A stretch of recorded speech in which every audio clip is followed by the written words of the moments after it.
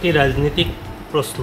গত দিন আমরা দেখেছি নিলামবাজার জেলা কংগ্রেসের একটি সভায় যে মারধর হয়েছে, আব্দুস সবুর তাপাদার মহাশয় বলেছেন এটা কর্মী সভা ছিল, দলের ভিতরে কিছু মতানৈক্য লাগছে, কিন্তু আপনি এই বিষয়ে কিছু বলবেন?